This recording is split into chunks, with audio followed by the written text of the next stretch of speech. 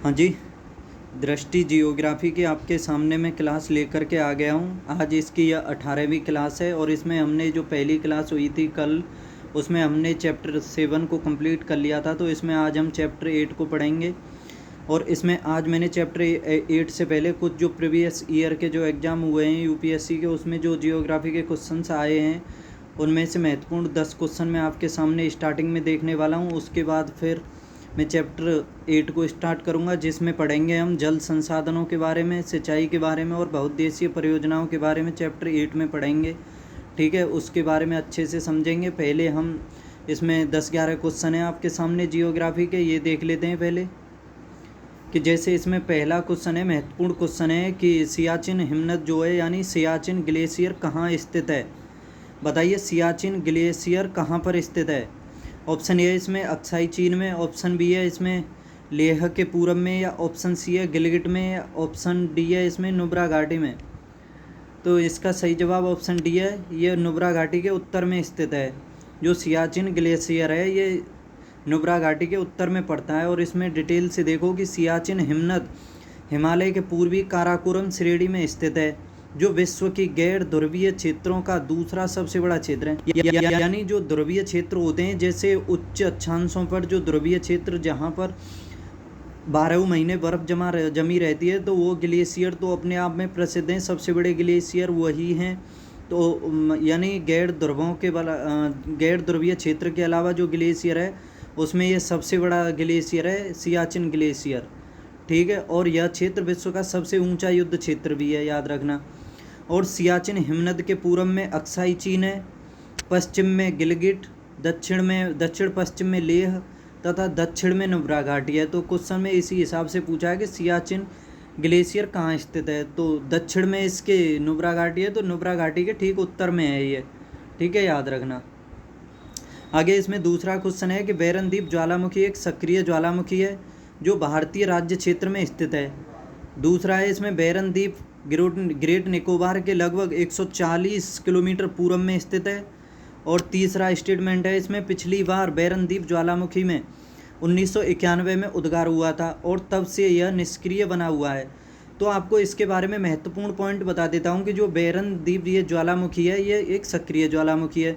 तो इस हिसाब से देखा जाए तो ये निष्क्रिय बना हुआ है। इस तीसरे स्टेटमेंट में कहा हुआ है कि 1991 में उद्गार हुआ, उसके बाद यह निष्क्रिय बना हुआ है। तो ये तो वैसे ही कट जाता है, क्योंकि जो सक्रिय ज्वालामुखी है तो उसमें उद्गार जो है होता रहता है लावा का। और दूसरा स्टेटमेंट है इसमें बैरनदीप ग्रेट निकोबार के लगभग 140 किलोमीटर पूरब में स्थित है। ये पूरब में ना होकर के उस उत्तर में स्थित है, याद रखना। तो इस वजह से इसका स्टेटमेंट सेकंड भी गलत हो जाता है। और इसका ये पहला स्टेटमेंट बिल्कुल करेक्ट है कि बैरनदीप ज्वालामुखी एक सक्रिय ज्वालामुखी है जो भारतीय राज्य क्षेत्र में पड़ता है और ये अंडमान निकोबार पर है, याद रखना। इसमें और बता देता हूँ कि यह एक सक्रिय ज्वालामुखी भारत में स्थित है और ये जो है ग्रेट निकोबार के उत्तर में स्थित है। ठीक है, और इसमें जो पिछली बार उद्गार हुआ था 1991 में हुआ था, तब से ये 2-3 बार यानी 2-3 वर्षों पर उद्गार होता रहता है इसमें। और अभी हाल ही में जो हुआ है इसमें 2016 में हुआ है उद्गार। ठीक है, याद रखना। आगे अगला क्वेश्चन है इसमें जो पूछा गया 2017 के यूपीएससी के एग्जाम में कि भारत में हिमालय केवल 5 राज्यों में फैला हुआ है। दूसरा है इसमें पश्चिमी घाट केवल 5 राज्यों में फैला हुआ है। तीसरा है इसमें पुलिकट झील केवल 2 राज्यों में फैली हुई है। तो आपको बता दूं, क्वेश्चन एलिमिनेट करने के लिए बता देता हूं कि जैसे ये केवल मात्र ओनली या सभी या कोई भी नहीं, ये जो पॉइंट होते हैं तो समझ लेना अगर किसी भी स्टेटमेंट में ये शब्द यूज हो जाए तो 90% से अधिक ही संभावना होती है उसी को मतलब गलत होने की। ठीक है, तो इसी हिसाब से देखो कि भारत में हिमालय केवल 5 राज्यों से फैला हुआ है, तो ये तो वैसे ही गलत हो जाता है। इसमें पहले स्टेटमेंट के लिए देखो कि जैसे ये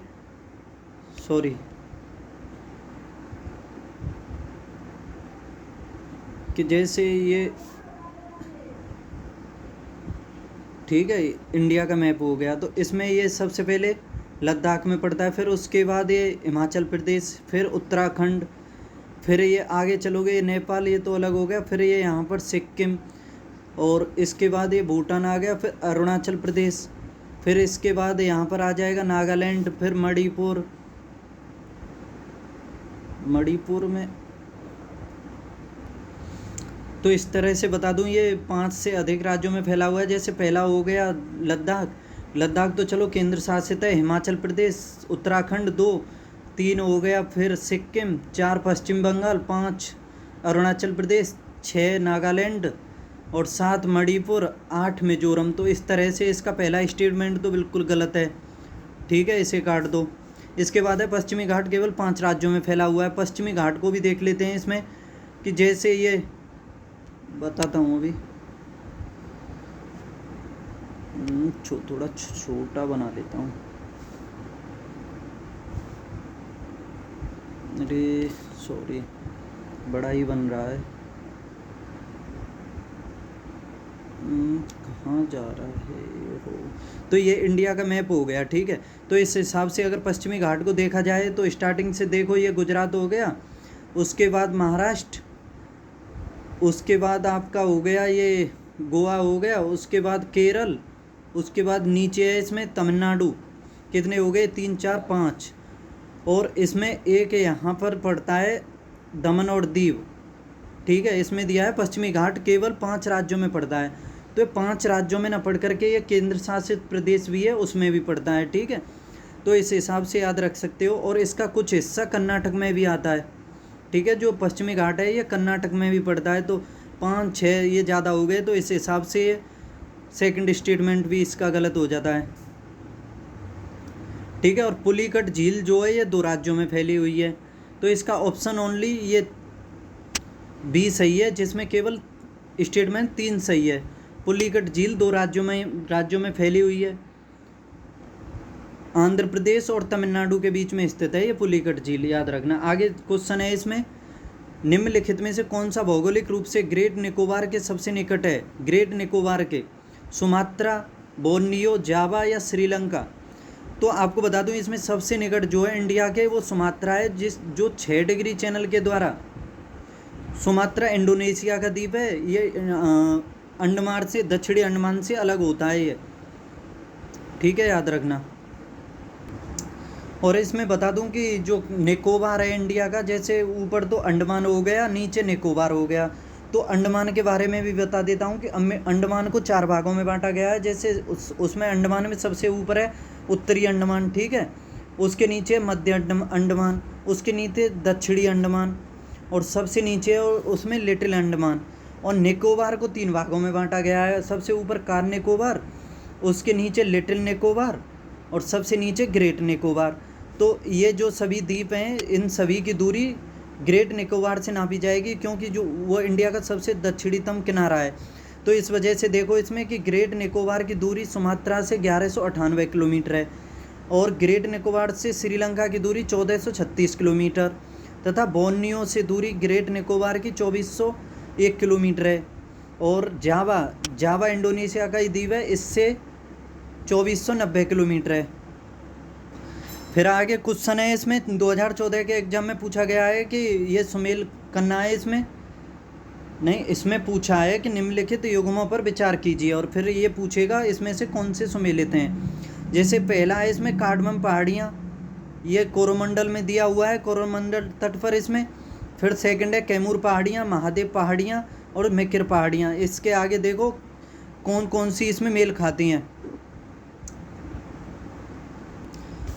तो अब इसको देखते हैं कि जैसे ये कार्डमम पहाड़ियाँ इसमें दिया हुआ है कोरोमंडल तट पर हैं, तो इसका पहला तो ये गलत है, क्योंकि जो कार्डमम पहाड़ियाँ हैं वो कोरोमंडल तट पर ना होकर के केरल और तमिलनाडु की सीमा पर मालाबार जो तट है पश्चिमी घाट की तरफ, उस तरफ ये फैली हुई हैं, ठीक है।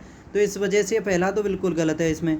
सेकंड है इसमें कैमूर पहाड़ियाँ दी हुई हैं इसमें कोकण तट पर। और कैमूर पहाड़ियों के बारे में बता दूं, ये मध्य प्रदेश में इनका जो क्षेत्र है अधिकतर मध्य प्रदेश में पड़ता है, उत्तर प्रदेश और मध्य प्रदेश की तरफ। तो इसका सेकंड भी गलत है। तो अब देखते हैं इसमें कि महादेव पहाड़ियाँ ये मध्य प्रदेश में ही पड़ती हैं, ये भी मध्य भारत से संबंधित हैं। आगे मेकिर पहाड़ियाँ ये असम से संबंधित हैं, तो पूर्वोत्तर में दिया हुआ है, तो इस वजह से इसके 3 और 4 सही हैं। अब इसमें देखते हैं ऑप्शन सी सही है, इसमें 3 और 4। सॉल्यूशन देख लेते हैं इसका। कि ये तो बता दिया मैंने, सीमा पर स्थित हैं तमिलनाडु और केरल की पर मालाबार तट पर। और कैमूर पहाड़ियाँ ये मध्य प्रदेश, उत्तर प्रदेश और बिहार में 483 किलोमीटर लंबाई व 80 किलोमीटर चौड़ाई के साथ फैली हुई हैं। इसके दक्षिण में सोन एवं उत्तर में टोंस नदी हैं। आगे फिर महादेव पहाड़ियाँ ये पहाड़ियाँ मध्य प्रदेश में विस्तृत सतपुरा पर्वत के विस्तारित भाग में हैं और जो मध्य भारत में स्थित हैं। मेकर पहाड़ियाँ ये असम राज्य में काजीरंगा राष्ट्रीय पार्क के दक्षिण में स्थित पहाड़ियों के समूह में हैं और ये कार्बी आंगलांग पठार के ही भाग हैं और ये पूर्वोत्तर में स्थित हैं। इसी तरह से 3 और 4 सही है इसका। देखो इस मैप में देख लो अच्छे से, और कि जैसे ये मेकर पहाड़ियाँ तो ये असम में हो गई, कैमूर पहाड़ियाँ ये मध्य भारत में हो गई, और महादेव पहाड़ियाँ ये भी मध्य भारत से संबंधित हैं, मध्य प्रदेश से, और ये कार्डमम पहाड़ियाँ ये मालाबार तट की तरफ हो गई। ठीक है, तो अच्छे से समझ लो इसे। आगे फिर और देखते हैं इसमें, आगे क्वेश्चन है इसमें कि एक साइड में आर्द्रभूमि और एक साइड में नदियों के संगम से संबंधित हैं, वो दिया हुआ है उसमें। जैसे हरके आर्द्रभूमि ये ब्यास और सतलुज का संगम है। केवलादेव घाना राष्ट्रीय उद्यान ये बनास और चंबल का संगम है इस पर। और आगे कोलेरू झील ये मूसी और कृष्णा का संगम है इस आर्द्रभूमि से संबंधित। इसमें देखते हैं कि हरके बैराज नाम से सुना होगा, तो ये उसी वजह से बनी है आर्द्रभूमि। ब्यास और सतलज पंजाब हरियाणा की तरफ है, तो ये तो बिल्कुल सही है। ठीक है, और केवलादेव इससे बनास और चंबल नदी बहती हैं क्या? नहीं, इससे नहीं बहती हैं। चंबल नदी तो राजस्थान और उसकी यूपी की सीमा बनाती है, तो इसे उस हिसाब से हिसाब लगा सकते हो इसका कि चंबल भी नहीं बहती है इसमें। तो इससे एक बाणगंगा नाम की नदी बहती है, याद रखना। आगे फिर कोलेरू झील मूसी और कृष्णा नदी का संगम है इस पर? नहीं, ये तो दक्षिण भारत की तरफ है और उसकी तरफ क्या बोलते हैं, बंगाल की खाड़ी की तरफ, जो कृष्णा और गोदावरी का डेल्टा है, तो उससे संबंधित है ये। तो इसमें देख लेते हैं, ऑप्शन ए ओनली सही है इसका। ठीक है, एक केवल। इसमें देखते हैं कि हरके बैराज ये व्यास और सतलज पर 1990 में रामसर में शामिल हुआ। ये केवलादेव घाना राष्ट्रीय उद्यान भरतपुर में स्थित है राजस्थान के, और जिसकी स्थापना 1982 में, दिसंबर 1985 में यूनेस्को में शामिल। और यहाँ पर साइबेरिया क्रेन जिन्हें सारस के नाम से भी जाना जाता है, ये प्रसिद्ध है। परंतु इस उद्यान से होकर के बनास और चंबल नहीं बहती हैं, इससे होकर के गंभीरी और बाणगंगा नदी प्रवाहित होती हैं, बाणगंगा और गंभीरी। और कोलेरू झील जो ताजी पानी की प्रमुख झील है, ये आंध्र प्रदेश के कृष्णा गोदावरी नदी के डेल्टा में अवस्थित है, ना कि कृष्णा मूसी के, और 2002 में रामसर में शामिल की गई थी। आगे इसमें महत्वपूर्ण क्वेश्चन है, निम्नलिखित युग्मों में से कौन सा एक 10 अंश जलमार्ग द्वारा पृथक होता है, यानी 10 डिग्री द्वारा। तो आपने इसके बारे में तो बहुत पढ़ा होगा, ये अंडमान एवं निकोबार से संबंधित है, तो 10 डिग्री इसका ऑप्शन ए सही है ओनली। और 10 डिग्री जलमार्ग तथा चैनल एक संकीर्ण जलीय भाग है। यह चैनल भारत के बंगाल की खाड़ी में स्थित है, जो अंडमान निकोबार द्वीप समूह के लिटिल अंडमान, ये भी पूछा जाता है कि अंडमान के किस किस भाग को अलग करता है, तो ये लिटिल अंडमान को कार निकोबार से अलग करता है। ठीक है, याद रखना। जो अंडमान का दक्षिणी भाग है लिटिल अंडमान, उसके निकोबार के ऊपरी भाग जो कार निकोबार है उससे अलग करता है। ठीक है, याद रखना। और निकोबार सुमात्रा से महान चैनल यानी 6 डिग्री चैनल द्वारा अलग होता है। और मालदीव तथा मिनिकॉय लक्षद्वीप को, जो मालदीव है वो मिनिकॉय द्वीप है लक्षद्वीप का, उससे 8 डिग्री चैनल के द्वारा अलग होता है। और जावा एवं सुमात्रा हैं, जो इंडोनेशिया के द्वीप हैं, जावा और सुमात्रा, वो सुंडा जल संधि द्वारा पृथक होते हैं एक दूसरे से। ठीक है, याद रखना। जल संधि के बारे में आपको बता देता हूँ कि जैसे ये स्थल मार्ग है, ये भी स्थल मार्ग है, तो ये जल संधि होगी बीच में। जल संधि का कार्य होता है जलीय भागों को तो जोड़ती है जल संधि, और स्थलीय भागों को अलग करती है। याद रखना, जो जल संधि होती है वो स्थलीय भागों को तो अलग करती है तथा जलीय भागों को आपस में जोड़ती है। महत्वपूर्ण पॉइंट है ये। आगे इसमें देखते हैं कि प्राकृतिक गैस गोंडवाना संयंत्रों में पाई जाती है। अभ्रक प्रचुर मात्रा में कोडरमा में पाया जाता है। धारवाड़ खनिज तेल के लिए प्रसिद्ध है। तो इसमें बता दूं कि प्राकृतिक गैस जो गोंडवाना संयंत्रों में पाई जाती है, ये बिल्कुल गलत है, क्योंकि गोंडवाना तो कोयले के लिए प्रसिद्ध है, और यहाँ पर प्राकृतिक तेल या खनिज तेल, वो प्राकृतिक तेल या पेट्रोलियम का बिल्कुल ही अभाव है यहाँ पर। ये तो गोंडवाना के लिए जो भारत का बिटुमिनस प्रकार का कोयला है सबसे अधिक पाया जाता है, और जो कोयला की मात्रा का तकरीबन 98% के करीब गोंडवाना की चट्टानों से ही उत्पादन किया जाता है भारत के कोयले का। और सेकंड स्टेटमेंट है इसमें कि अभ्रक प्रचुर मात्रा में कोडरमा में पाया जाता है, तो ये सही है बिल्कुल। इसमें जो है जैसे आंध्र प्रदेश का कुछ क्षेत्र है, इसमें बता देता हूँ कि अभ्रक महत्वपूर्ण गैर धात्विक खनिज है जिसका उपयोग मुख्यतः विद्युत उपयोग में किया जाता है। और अभ्रक का उत्पादन मुख्यतः आंध्र प्रदेश, राजस्थान, झारखंड, बिहार राज्यों में होता है, ठीक है, याद रखना।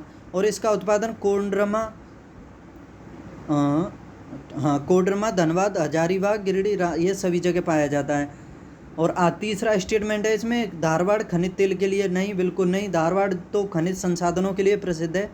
खनिज तेल तो जैसे डिगबोई असम हो गया, या फिर राजस्थान के कुछ भागों में, या फिर गुजरात के कुछ भागों में ये इस जगह पर पाया जाता है। तो ये जो धारवाड़ है ये तो खनिज संसाधनों के लिए प्रसिद्ध है। आगे क्वेश्चन इसमें ये पूछा गया था आपका 2012 के एग्जाम में कि जब आप हिमालय की यात्रा करेंगे तो आप निम्नलिखित में से क्या देखेंगे। ऑप्शन ए गहरे खड्डे, ऑप्शन 2 यू घुमाव वाली नदी मार्ग, स्टेटमेंट है ऑप्शन तो आगे हैं, और स्टेटमेंट 3 है इसमें समांतर पर्वत श्रेणियाँ, ऑप्शन स्टेटमेंट 4 है इसमें भूस्खलन के लिए उत्तरदायी तीव्र ढाल प्रवणता। बताइए जब हिमालय से आप हिमालय की यात्रा करेंगे तो आप इनमें से क्या क्या देखेंगे, या सभी को देखेंगे, या एक या दो या तीन, या बताइए कैसे। तो बता दूं इसका सही जवाब है ये सभी, क्योंकि जब आप हिमालय की यात्रा करेंगे तो आपको गहरे खड्डे भी मिलेंगे, यू घुमाव वाली नदियों के मार्ग भी मिलेंगे, समांतर पर्वत श्रेणियाँ भी मिलेंगी, और भूस्खलन के लिए जो उत्तरदायी तीव्र ढाल होती है उसकी प्रवणता जो होती है वो भी मिलेगी। तो इस वजह से इसका ये तीनों ही सही हैं। और ये सभी जो हैं हिमालय के तरुण वलित पर्वत यानी नवीन मोड़दार पर्वत के साथ कहे जा सकते हैं, याद रखना।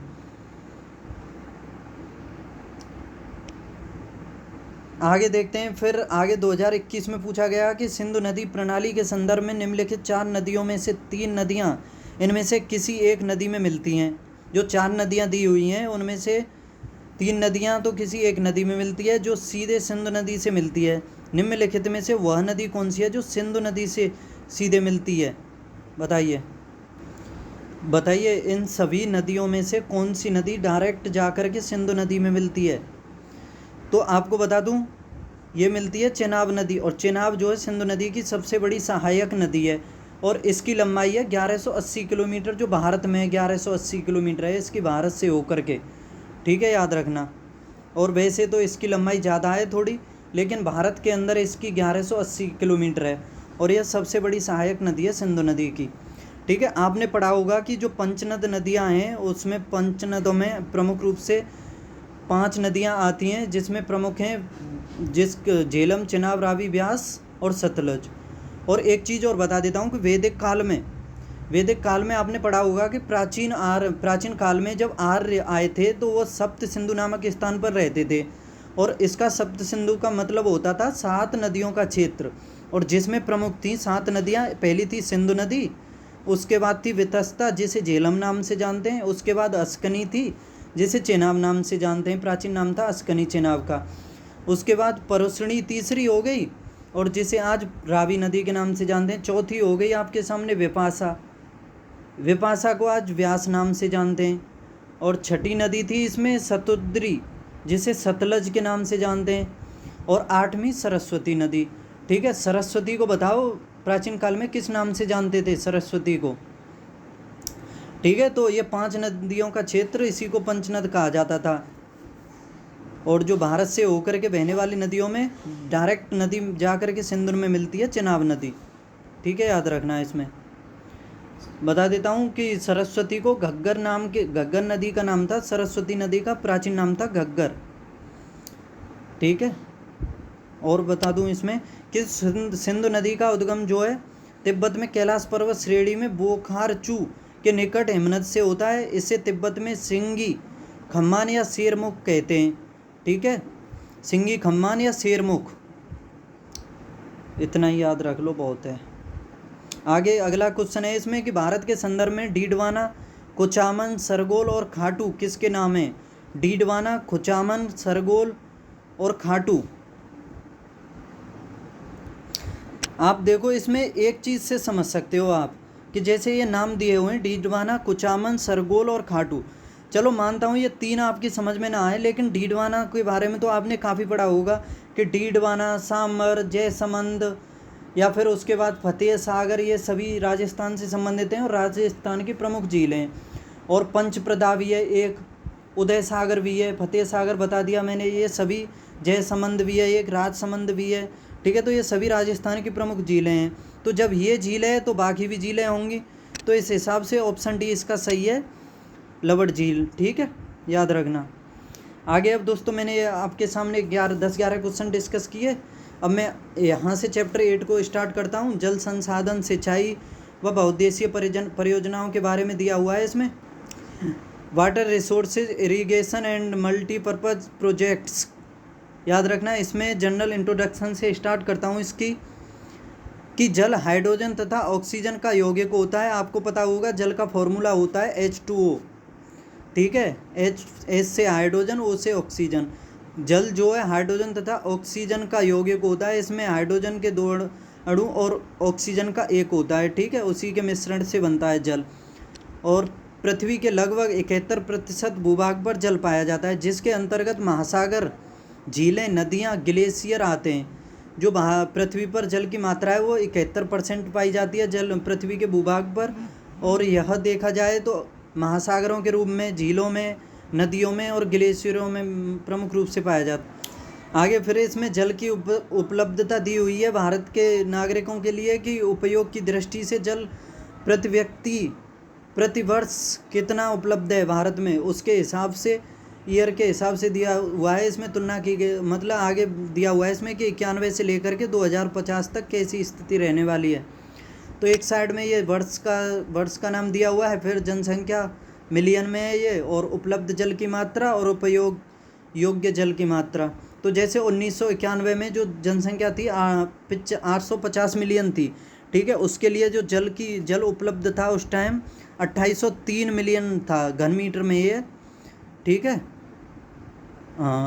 2830 घन मीटर एक व्यक्ति के लिए 1991 में 2830 घन मीटर जल था प्रति व्यक्ति के रूप में प्रति वर्ष में, एक साल में 2830 घन मीटर, ठीक है। और उपयोग्य योग्य जल जो जल था इसमें 1290 था।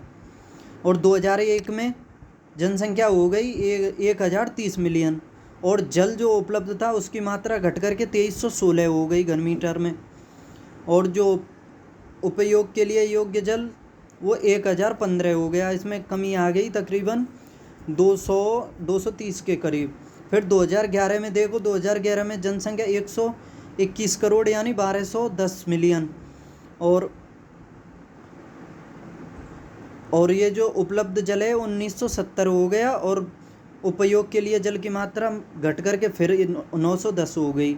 2025 में हो जाएगी ये जनसंख्या 135 से 140 करोड़, और ये जल की जो उपलब्धता है ये 1700 घन मीटर में हो जाएगी, और जो उपलब्ध उपयोग के लिए युक्त जल ये 780 हो जाएगा। और 2050 में जनसंख्या 165 करोड़ अनुमानित हैं ये दोनों, 25 में और 50 में, और जल की मात्रा हो जाएगी 1445, और ये भी उपयोग के लिए भी कमी हो जाएगी। तो याद रखना आगे बहुत ही अधिक संकट आने वाला है। तो इस हिसाब से मैं तो आप सभी से कहूँगा कि जल का संरक्षण करें, कम से कम जल का वेस्ट करें, उस हिसाब से उपयोग करें कि जितनी आवश्यकता हो उसी हिसाब से, वेस्ट ज़्यादा ना करें जल।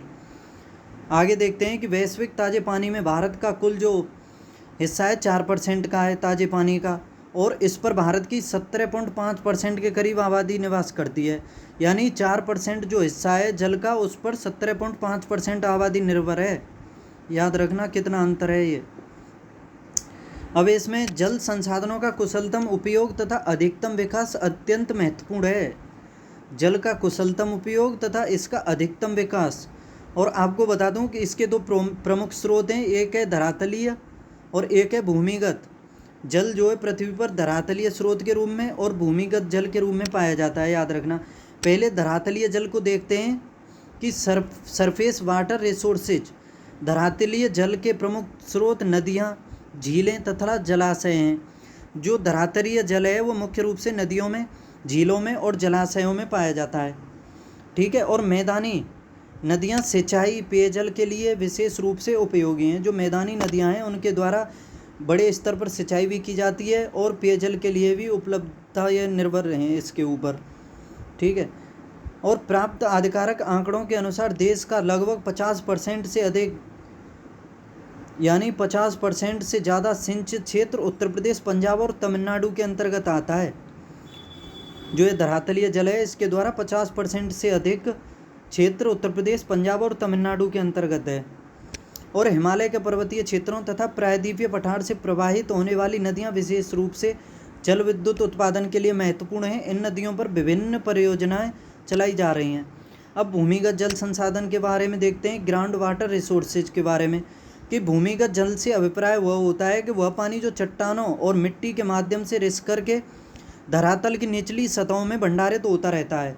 यानी जैसे बारिश पड़ी तो वो पानी बारिश पड़ने के बाद ज़मीन के अंदर चला जाएगा, रिस करके जो अंदर की चट्टानें हैं उसमें भंडारित हो जाएगा, तो उसी को भूमिगत जल की संज्ञा दी जाती है। जिन चट्टानों में जल संग्रहित होता है उन्हें जलीय चट्टान कहते हैं। याद रखना, जिन चट्टानों में जल का भंडारण होता है उन्हें जलीय चट्टानी परत कहते हैं। और देश के विभिन्न भूभागों में जल की स्थिति समान नहीं है।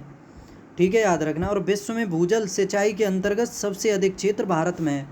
जो विश्व में भूजल सिंचाई होती है भूमि के जल के द्वारा वो भारत में सबसे अधिक होती है। जैसे हैंडपम्प के द्वारा या कुआं या नलकूप या जो कुछ भी होता है उसके द्वारा सबसे अधिक भारत में ही होती है। और भूमिगत जल संसाधन अनेक कारकों से प्रभावित होते हैं, जिसमें जलवायवीय दशाएं, उच्चावच भूगर्भिक संरचना तथा जलीय दशाएं सम्मिलित हैं। इन विशेषताओं के आधार पर भारत को मुख्यतः 8 भूमिगत जल प्रदेशों में बांटा जाता है। 8 भूमिगत जल प्रदेशों में, जिसमें पहला है इसमें प्री कैम्ब्रियन रवेदार शैलों का प्रदेश। प्री कैम्ब्रियन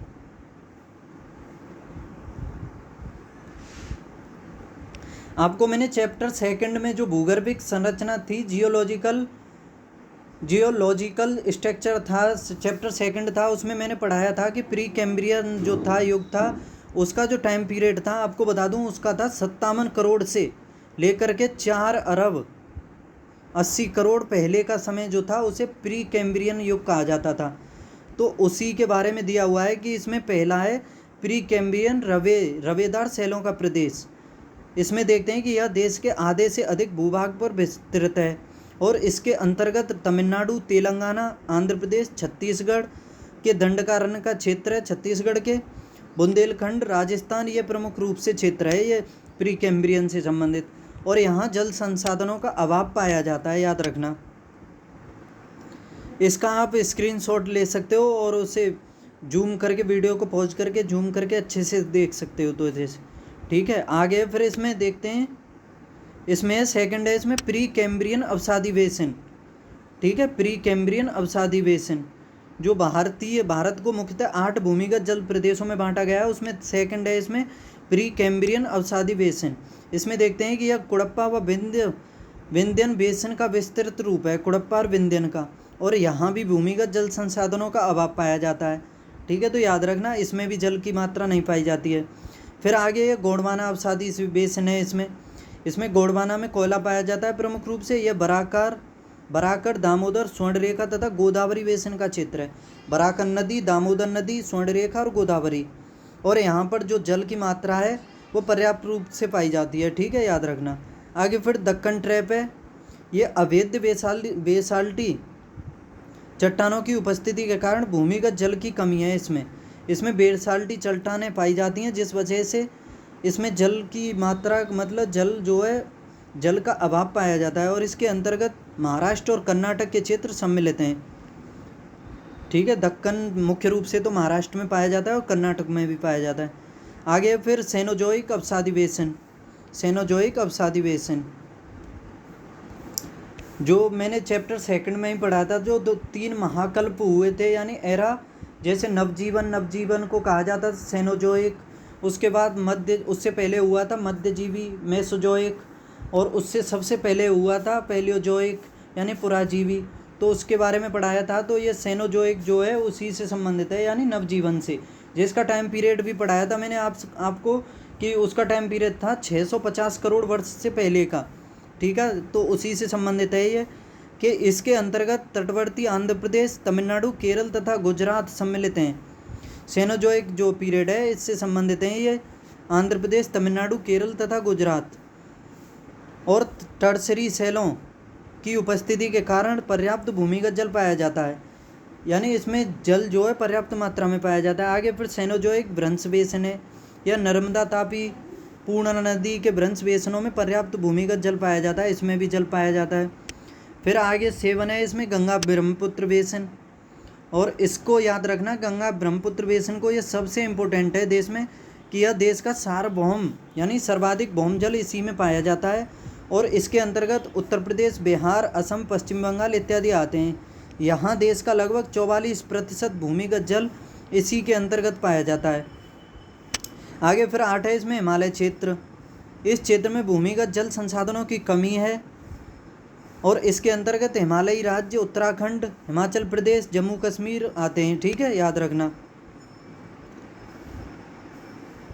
अब आगे सिंचाई के बारे में देखो कि सिंचाई किसे कहते हैं। सिंचाई कहते हैं कि खेतों में फसलों को कृत्रिम रूप से जल देना ही सिंचाई कहलाती है। कितनी सिंपल परिभाषा है सिंचाई की, कि खेतों में फसलों को कृत्रिम रूप से जल देना सिंचाई कहलाती है। और भारत की कृषि ज़्यादातर, यानी भारत की जो कृषि का ज़्यादातर हिस्सा है वो मानसून पर निर्भर है, और यही कारण है कि भारत में मानसूनी प्रकार की जलवायु पाई जाती है। ठीक है, और जब मानसून ठीक रहता है तो फसल का उत्पादन बढ़ जाता है, और जबकि मानसून के खराब होने पर फसल पर नकारात्मक प्रभाव होता है और नष्ट भी हो जाती है, और उसका उत्पादन भी कम हो जाता है। ठीक है, याद रखना।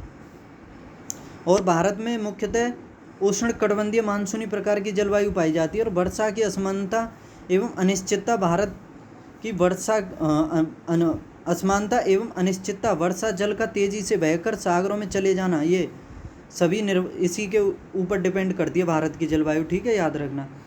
आगे फिर भारत में सिंचाई योजना के बारे में दिया हुआ है कि भारत में सिंचाई योजना को सामान्यतः 3 वर्गों में बांटा जाता है। जो सिंचाई योजना है भारत में 3 वर्गों में बांटा जाता है सिंचाई योजना को। इसमें पहली है वृहद सिंचाई योजना, सेकंड है इसमें मध्यम, और थर्ड है इसमें लघु। तो सबसे पहले वृहद सिंचाई को देखते हैं कि इस योजना के अंतर्गत 10,000 हेक्टेयर या उससे अधिक भूमि, सिंचित भूमि के लिए सिंचाई की जाती है। याद रखना, इसके द्वारा 10,000 हेक्टेयर या उससे अधिक की भूमि की सिंचाई की जाती है, वृहद सिंचाई योजना। और इसमें जो है सामान्यतः बड़ी नहरों और बहुउद्देशीय नदी घाटी परियोजनाओं का प्रयोग किया जाता है।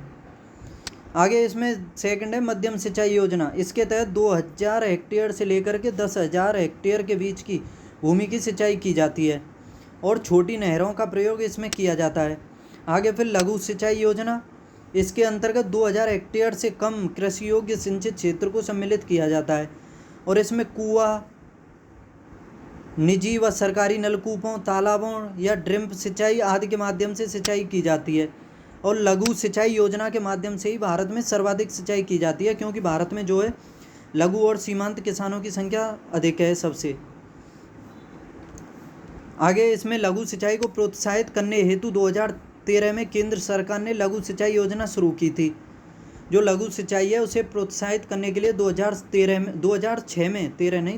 में केंद्र सरकार ने लघु सिंचाई योजना शुरू की थी, जो 2010 में राष्ट्रीय लघु सिंचाई मिशन के रूप में परिवर्तित कर दी गई थी, जिसका नाम बदल करके 2010 में राष्ट्रीय लघु सिंचाई मिशन कर दिया गया, जो कि 2013-14 तक जारी रहा। 1 अप्रैल 2014 से राष्ट्रीय लघु सिंचाई योजना राष्ट्रीय सतत कृषि विकास मिशन के अंतर्गत खेत जल प्रबंधन के नाम से क्रियान्वित की जाने लगी, और 1 अप्रैल 2015 से लघु सिंचाई के घटक खेत जल प्रबंधन को प्रधानमंत्री कृषि सिंचाई योजना में मिला दिया गया। अब इसका जो विलय कर दिया गया है प्रधानमंत्री कृषि सिंचाई योजना में 2015 में कर दिया गया।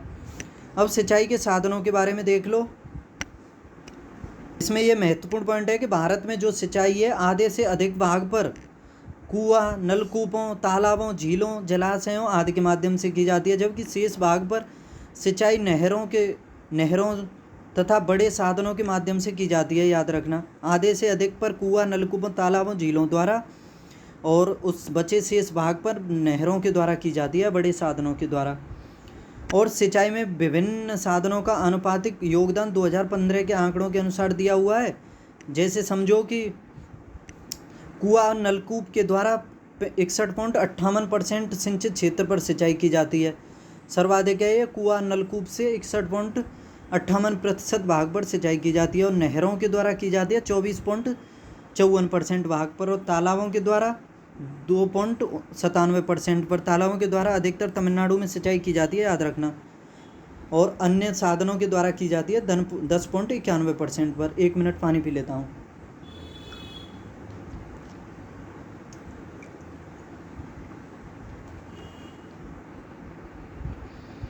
आगे इसमें सबसे पहले देखो कुआं एवं नलकूप के बारे में, कि देश की कुल सिंचाई भूमि की 61.58 पर की जाती है ये, और वर्तमान में भारत में सिंचाई के सर्वश्रेष्ठ यही साधन है। और ये राज्य देख लो, गुजरात, महाराष्ट्र, पंजाब, राजस्थान, उत्तर प्रदेश में प्रमुख रूप से की जाती है। ठीक है, आंध्र प्रदेश और कर्नाटक में कुआं नलकूपों की सहायता से सिंचाई की जाती है। इसके अलावा हरियाणा, बिहार और तमिलनाडु में भी। और नलकूपों की सर्वाधिक संख्या जो है उत्तर प्रदेश में, और इसका सर्वाधिक विकास या विस्तार सरयू पार के मैदानों में हुआ है। कुआं एवं नलकूप सिंचाई के लाभ देख लो पहले, फिर उसके बाद हानि भी देखेंगे। कि निर्धन कृषकों के लिए कुआं द्वारा सिंचाई अधिक सुगम एवं सस्ता साधन है। और कुआं एवं नलकूप सिंचाई से मृदा के लवणीय होने का खतरा भी कम रहता है। आवश्यकता अनुसार जल के उपयोग के कारण ही नहरों की अपेक्षा इसमें जल की बर्बादी भी कम होती है। जितने जल की आवश्यकता हो उतने का ही प्रयोग करते हैं। वाष्पीकरण भी कम होता है, उसकी बर्बादी भी कम होती है। ठीक है, अब ये सोनी योजना के बारे में देखो, कि ये जो सोनी प्रोजेक्ट है, ये 17 अप्रैल 2017 को प्रधानमंत्री नरेंद्र मोदी ने गुजरात के बोटाड जिले में सौराष्ट्र नर्मदा नदी पर अवतरण सिंचाई परियोजना के चरण 1 लिंक सेकंड को राष्ट्र को समर्पित किया। ठीक है, और जो चरण सेकंड था उसकी आधारशिला रखी थी। आगे कुआं नलकूप सिंचाई के समस्या देखो, उससे हानि कि कुआं एवं नलकूप सिंचाई के द्वारा केवल सीमित क्षेत्र में सिंचाई की जा सकती है, याद रखना। और इसके द्वारा सिंचाई के लिए अधिक जल निकालने के कारण गर्मी के मौसम में भूमिगत जल का स्तर अत्यधिक नीचे चला जाता है, जिसके कारण पेयजल की उपलब्धता में समस्या होती है। और बिजली की कमी के कारण बिजली से चलने वाले नलकूपों द्वारा समय पर सिंचाई में बाधा उत्पन्न होती है। और कठोर चट्टानों वाले क्षेत्रों में, खासकर प्रायद्वीपीय पठारी क्षेत्रों में कुआं खोदना अत्यंत कठिन है। ठीक है, तो इसकी ये हानियाँ थी। आगे फिर नहर सिंचाई के बारे में देखते हैं, कि यह भारत में सिंचाई का दूसरा प्रमुख साधन है। इसके द्वारा 24.54% भाग पर सिंचाई की जाती है। और नहरों द्वारा उत्तरी भारत में सर्वाधिक सिंचाई की जाती है, जबकि दक्षिणी भारत में कठोर चट्टानी संरचना के कारण नहर निर्माण प्रक्रिया अत्यंत जटिल है। इसका विकास सीमित मात्रा में हुआ है, मुख्य रूप से नदियों के डेल्टा में ही बस। और उत्तर भारत में आपको पता है जलोढ़ मृदा पाई जाती है, इस वजह से इसका विस्तार अधिक है, प्रमुख रूप से गंगा मैदानी क्षेत्र में। और नहरों का देश के कुल सिंचित क्षेत्र का सर्वाधिक विस्तार उत्तर प्रदेश में है। इसके अलावा मध्य प्रदेश, आंध्र प्रदेश, हरियाणा, पंजाब, बिहार ये राज्य आते हैं। आगे देखो इसमें कि देश की प्रमुख नहरों के बारे में दिया हुआ है। सबसे पहले नहर का नाम है, उसके आगे सबसे पहले राज्य, फिर नहर और उसके स्रोतों के बारे में लिखा हुआ है कि कहाँ से निकली है ये नहर। जैसे पंजाब की प्रमुख नहरों के बारे में सबसे पहली है सरहिंद नहर, ये सतलुज नदी से निकलती है, सरहिंद। फिर ऊपरी बारी दोआब नहर, ये रावी नदी से निकलती है, पंजाब की प्रमुख नहर। नागल बांध नहर, ये सतलुज से। बिस्त दोआब नहर, ये भी सतलुज से। और भाखड़ा नागल, ये भी सतलुज से, जो ये सतलुज नदी है इसी पर है भाखड़ा नागल बांध। और पूर्वी नहर, ये रावी नदी से निकलती है और ये पंजाब में होकर के बहती है, याद रखना। आगे फिर हरियाणा की प्रमुख नहर है पश्चिमी यमुना नहर, ये यमुना नदी से ही निकलती है। गुड़गांव नहर, ये यमुना नदी से निकलती है, शायद गुड़गांव के आसपास है, इस वजह से इसका गुड़गांव नहर पड़ा है नाम। अब देखते हैं इसमें उत्तर प्रदेश और उत्तराखंड की प्रमुख नहरों के बारे में, कि पूर्वी यमुना नहर, ये यमुना नदी से निकलती है। आगरा नहर, ये यमुना से, आगरा के पास से। ऊपरी गंगा नहर, ये गंगा नदी से हरिद्वार के समीप। और निचली गंगा नहर जो गंगा नदी से ही निकलती है, नरोरा बुलंदशहर, जहाँ पर परमाणु संयंत्र है उत्तर प्रदेश का, वहाँ से निकलती है, नरोरा से, याद रखना। और शारदा नहर, ये शारदा नदी से निकलती है। और बेतवा नहर, ये बेतवा नदी से झांसी के समीप परीक्षा नामक स्थान से निकलती है। अब बिहार की नहरों के बारे में देखते हैं कि पूर्वी सोन नहर, ये बिहार की प्रमुख नहर है और सोन नदी से। पश्चिमी सोन नहर, ये सोन नदी से बिहार में बहती है। त्रिवेणी नहर, ये गंडक नदी से निकलती है। तिरहुत नहर या सारण नहर, ये गंडक नदी से। आगे फिर पश्चिमी बंगाल की प्रमुख नहर मिदनापुर नहर, ये कागजवाती नदी से निकलती है। आगे फिर एडन नहर, ये दामोदर से। आगे फिर तिलपाड़ा बांध की नहरें, ये मयूराक्षी नदी से, वीरभूमि जिला है पश्चिम बंगाल में, वहाँ से। दुर्गापुर नहर, ये दामोदर नदी से निकलती है, दुर्गापुर में पड़ती है। आगे फिर राजस्थान की प्रमुख नहरें, जैसे बीकानेर नहर है, ये गंग नहर के नाम से भी जानी जाती है। और सतलुज नदी फिरोजपुर के समीप हुसैनवाला से निकलती है। और कालीसिल परियोजना, कालीसिल नदी से निकलती है। गंभीरी परियोजना, ये गंभीर नदी चित्तौड़गढ़ से निकलती है। और बांकली बांध परियोजना, ये सुकरी नदी से। आगे फिर पार्वती परियोजना, ये पार्वती नदी से। घग्गर परियोजना, घग्गर नदी से। इंदिरा नहर, ये सतलुज एवं ब्यास नदियों के संगम पर स्थित हरके बैराज से निकलती है, इंदिरा नहर, याद रखना। इंदिरा गांधी जो नहर है सतलुज एवं ब्यास नदियों के संगम पर हरके बैराज से निकलती है। आगे फिर महाराष्ट्र की नहरों में देखो, गोदावरी नहर है, ये गोदावरी नदी से निकलती है, बेल झील के समीप है। मूठा नहर है, ये मूठा नदी से खड़कवासला के समीप से निकलती है। आगे फिर भंडारदरा बांध की नहर, ये प्रवरा नदी से पश्चिमी घाट से। मूला परियोजना, ये मूला नदी पर है। वीर परियोजना, ये नीरा नदी पर।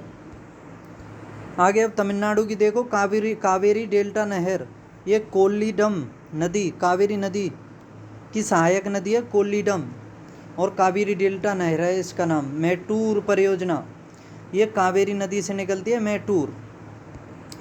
और निचली भवानी नहर, ये भवानी नदी से, कावेरी की सहायक नदी है निचली भवानी नहर।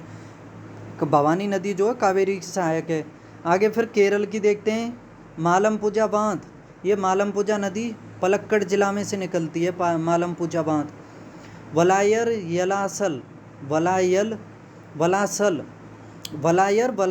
वलायर यलासल, ये कोरायन नदी से निकलती है। मंगलम परियोजना, ये चेरुकुला पूजा नदी से।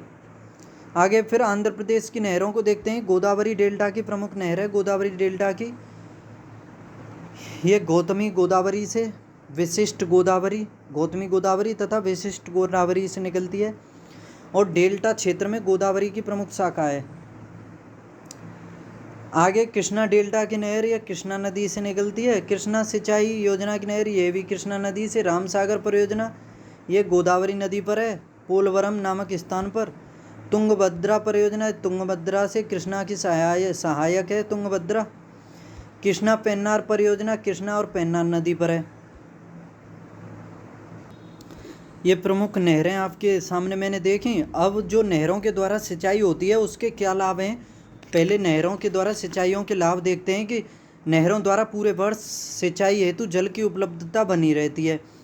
और नहरों के द्वारा वर्ष भर सिंचाई की जो उपलब्धता बनी रहती है वो भी अधिकतर उत्तर भारत की तरफ है, क्योंकि दक्षिण भारत की तरफ तो नदियाँ ही सूख जाती हैं, तो इस वजह से इसका विकास उत्तर भारत की तरफ अधिक हुआ है, याद रखना। और नहरें नदियों द्वारा पर्वतों से लाई गई उपजाऊ मिट्टी भी लाती हैं और अन्य पोषक तत्वों की वाहक होती हैं, इसे खेतों तक पहुंचाती हैं, जिससे फसलों के उत्पादन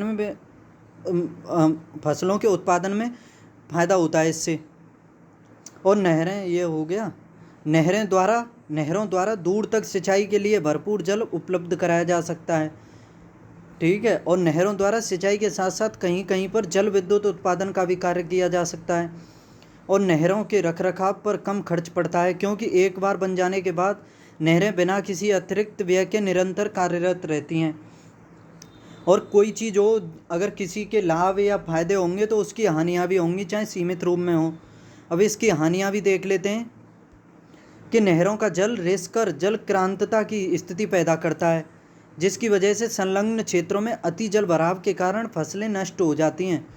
यानी जल नीचे नीचे अंदर रिस रिस करके दलदली क्षेत्र बढ़ा देता है, जिस वजह से जल भराव की स्थिति उत्पन्न हो जाती है। और नहरों में रिसाव के कारण कई स्थानों पर दलदल की स्थिति पैदा होती है, जिससे मलेरिया मच्छरों के पनपने की समस्या उत्पन्न हो जाती है। इंदिरा गांधी नहर के आसपास इस समस्या को देखा गया है। और नहरों द्वारा अति सिंचाई से भूमि में लवणता की मात्रा भी बढ़ती है, और इस वजह से भूमि जो है ऊसर हो जाती है, यानी अनुपजाऊ। और पश्चिमी उत्तर प्रदेश, पंजाब, हरियाणा, राजस्थान के कई क्षेत्रों में इस समस्या को देखा गया है।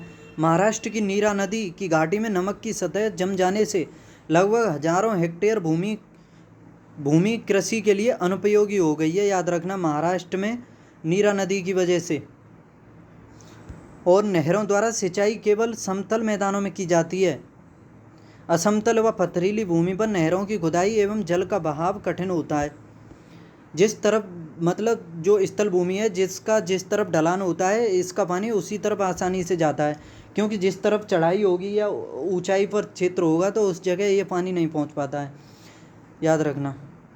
और नहरों के जल के साथ नुकसानदेह खरपतवारों के बीज भी खेतों में पहुंच जाते हैं, जो फसलों को नुकसान पहुंचाते हैं। आगे प्रमुख जो नहर सिंचाई परियोजना है उसके बारे में देखो कि सबसे पहले है इसमें इंदिरा गांधी नहर परियोजना। यह विश्व की विशालतम सिंचाई परियोजनाओं में से एक है, और इंदिरा गांधी नहर देश की सबसे लंबी नहर है, और इसकी लंबाई है 649 किलोमीटर। और इसकी इंदिरा गांधी नहर की जो नींव पड़ी थी 30 मार्च 1958 को। कुछ स्रोतों में इसे 31 मार्च भी दिया हुआ है। और जब तत्कालीन गृह मंत्री गोविंद बल्लभ पंत थे, उनके द्वारा रखी गई थी। ठीक है, यह राजस्थान के शुष्क व अर्धशुष्क क्षेत्रों को सिंचाई की सुविधा प्रदान करती है, और यह गंगानगर, बीकानेर, जैसलमेर तथा बाड़मेर जिलों को सिंचित करती है। राजस्थान से प्रमुख रूप से बहती है इंदिरा गांधी नहर, और यह सतलज और ब्यास के संगम पर अवस्थित हर के बैराज से निकलती है। फिर आगे पश्चिमी यमुना नहर है कि इस नहर का निर्माण तुगलक वंश के शासक फिरोज शाह तुगलक के द्वारा किया गया था, और यह यमुना नदी के दाहिने किनारे पर ताजेवाला, हरियाणा से निकलती है। आगे फिर सरेंद्र नहर है, यह पंजाब के रोपण से सतलज नदी के किनारे बाएं किनारे से निकाली गई है। सतलज नदी से उसके बाएं किनारे से निकाली गई है पंजाब में। आगे फिर ऊपरी गंगा नहर है, इस नहर को हरिद्वार के समीप गंगा नदी से निकाला गया है, और इस नदी का प्रवाह बहुत ही ऊबड़ खाबड़ क्षेत्रों से होता है। इस नहर के उत्तर से उत्तर प्रदेश के अनेक जिलों की भूमि सिंचित होती है। इस नहर के जल से उत्तर प्रदेश के अनेक जिलों की भूमि सिंचित होती है ऊपरी गंगा नहर से। अब निचली गंगा नहर है, यह बुलंदशहर के नरोरा से निकाली गई है। यह कासगंज के समीप ऊपरी गंगा नहर में जाकर के मिल जाती है। इससे उत्तर प्रदेश के बुलंदशहर, एटा, मैनपुरी, इटावा, कानपुर क्षेत्रों में प्रमुख रूप से सिंचाई की जाती है। बुलंदशहर, एटा, मैनपुरी, इटावा और कानपुर में। आगे शारदा नहर है, यह उत्तराखंड के नैनीताल, बनवासा के निकट शारदा नदी से निकाली गई है। इस नहर के माध्यम से ही उत्तर प्रदेश के शाहजहाँपुर, पीलीभीत, लखनऊ, प्रतापगढ़, सुल्तानपुर, जौनपुर क्षेत्रों में सिंचाई की जाती है। और इस नहर पर खात्मा शक्ति केंद्र की भी स्थापना की गई है, खात्मा शक्ति केंद्र। अब इसमें इस सूची के माध्यम से देखते हैं कि जल संरक्षण की प्रमुख संरचना और उसकी जो पद्धतियां हैं उन सभी के बारे में देखते हैं कि भारत में ये देखो। सबसे पहले इसमें देखो कि जैव भौतिक क्षेत्र के बारे में, ठीक है, जिस क्षेत्र से संबंधित हैं, और संरचना जो पाई जाती है उस क्षेत्र में, और उसकी व्याख्या और उसके राज्य जो क्षेत्र हैं उससे संबंधित हैं। कि जैसे सबसे पहले ट्रांस हिमालय में इसकी संरचना जो पाई जाती है जिंग संरचना, और बर्फ़ से जल इकट्ठा करने का टैंक है ये। ठीक है, जो जिंग संरचना है ये बर्फ़ के द्वारा जल इकट्ठा किया जाता है, और टैंक है ये जल इकट्ठा करने का, और ये लद्दाख में पड़ता है। फिर पश्चिमी हिमालय में देखते हैं कि कुल ये पर्वतीय क्षेत्र के नाले हैं, और जम्मू कश्मीर में नौला छोटे तालाब हैं ये, और चारों तरफ से छायादार पेड़ों से घिरे रहते हैं ताकि पानी वाष्पीकृत ना हो सके, और उत्तराखंड में पड़ते हैं ये कुल और नौला। और कोहल प्राकृतिक बांध या कंदरा के पास एक अस्थायी भंडारण क्षेत्र बनाया जाता है, जिसमें पानी को संग्रहित करके नहरों के माध्यम से खेतों में सिंचाई की जाती है। और ये खत्रीय पत्थरों को तराश कर बनाए गए टैंक हैं। हिमाचल प्रदेश में है ये। अब पूर्वी हिमालय में देखो कि अपातानी संरचना है ये अपातानी, और सीढ़ीनुमा क्षेत्र जहाँ पानी के आने और निकलने के रास्ते होते हैं। ठीक है, इस तरह से पानी का प्रबंधन लोअर सुबनसिरी के क्षेत्र में अपातानी जनजाति द्वारा चावल की खेती और मछली पालन के लिए किया जाता है। इसी वजह से इस संरचना का नाम अपातानी पड़ा है और अरुणाचल प्रदेश से संबंधित है। उत्तर पूर्वी हिमालय में देखो कि जाबो संरचना, ये रन ऑफ बहते पानी का संग्रहण है ये।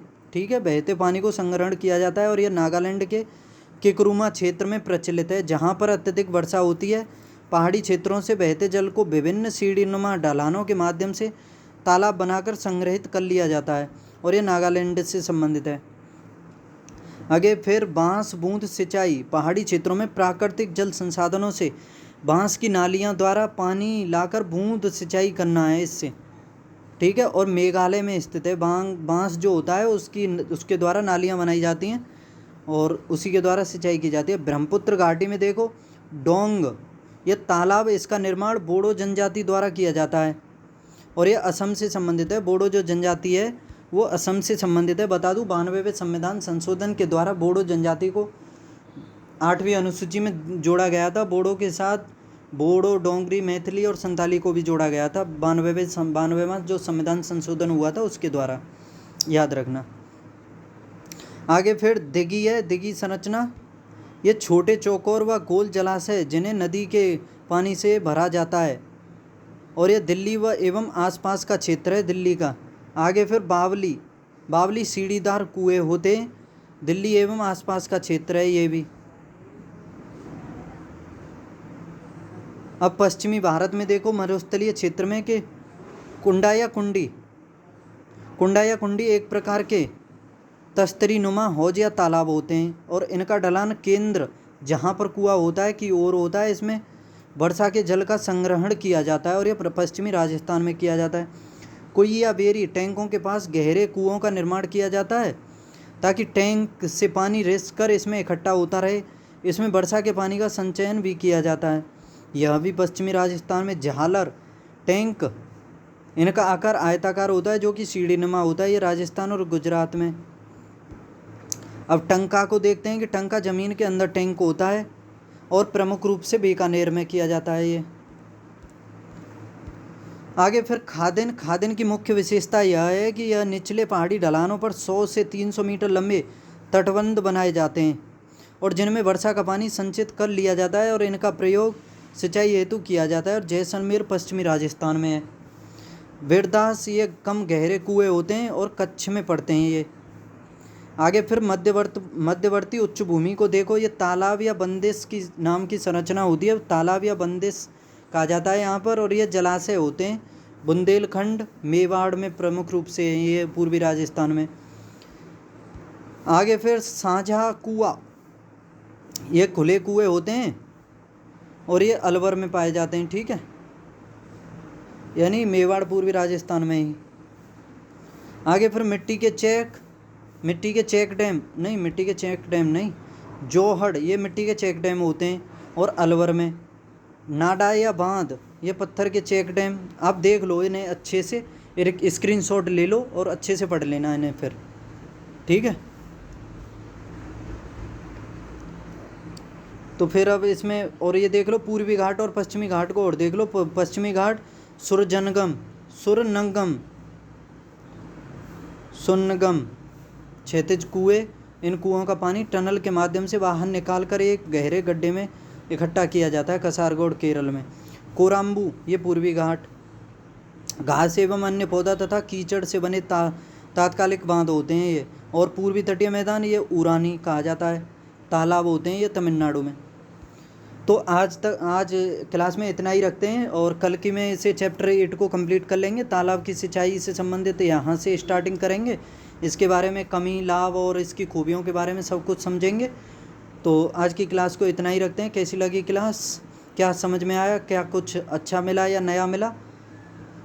और चैनल को सब्सक्राइब नहीं किया है तो चैनल को सब्सक्राइब कर लें, पढ़ते रहें। चैप्टर 8 कल कंप्लीट करेंगे और नियमित रूप से क्लासों को मेरे साथ देखते रहें। ये सीरीज आप मानता हूँ कि बोरिंग लगती है, लेकिन परीक्षा भी तो कठिन है, उसी हिसाब की परीक्षा है, उसी हिसाब की एग्ज़ाम है, उसी हिसाब का पद है आपके लिए। तो जब इसे पढ़ोगे अच्छे से, एक बार में, 2 बार में, 3 बार पढ़ लोगे तो अच्छे से फिर समझ में आने लगेगी। मानता हूँ 1-2 बार में समझ में नहीं आएगी, बोरिंग लगेगी, सभी को लगती है, आपको ही नहीं। लेकिन जब आप करने लग जाते हो किसी काम को शिद्दत के साथ, तो वो आसानी से हो जाता है। तो जब मैं पढ़ा रहा हूँ तो मुझे आज दिक्कत नहीं हो रही है, तो आप भी पढ़ो, ठीक है। जब आपने सपने बड़े देखे हैं तो उसके लिए कठिनाई भी बड़ी झेलनी पड़ेगी, ठीक है। तो कल मिलते हैं इसके अगली क्लास में। कल चैप्टर 8 को कंप्लीट करेंगे, फिर उसके बाद चैप्टर 9, और मैं इसको भारत और विश्व के भूगोल को कंप्लीट ही करूँगा इसको। पहले अभी तो मैं भारत का भूगोल पढ़ रहा हूँ, फिर उसके बाद विश्व का भूगोल चलेगा। जैसे जैसे आगे चैप्टर चलते चलेंगे आपको और इंटरेस्ट आता चलेगा। और आपसे मैं एक ही बात कहूँगा कि आपने पहली क्लासों को नहीं देखा है तो आप क्रम से देखते चलो, फिर उस हिसाब से आगे बढ़ते चलो, क्योंकि डायरेक्ट इस क्लास को या आगे देखोगे तो समझ में थोड़ी दिक्कत होगी आने में। समझ तो आएगा, ये सिंपल, ये आसान मज़ेदार सब्जेक्ट है जियोग्राफी, इसमें सभी को मन लगता है, नॉलेज ही बढ़ती है। तो मैं आप सभी से कहूँगा कि इसी क्लास को बार बार देखो, रिवाइज करके देखो, देखते रहो, कुछ ना कुछ मिलेगा ही। तो दोस्तों कल मिलते हैं इसकी सेकंड क्लास में, तब तक के लिए पढ़ते रहिए, हंसते खेलते कूदते मुस्कुराते रहिए, बाय।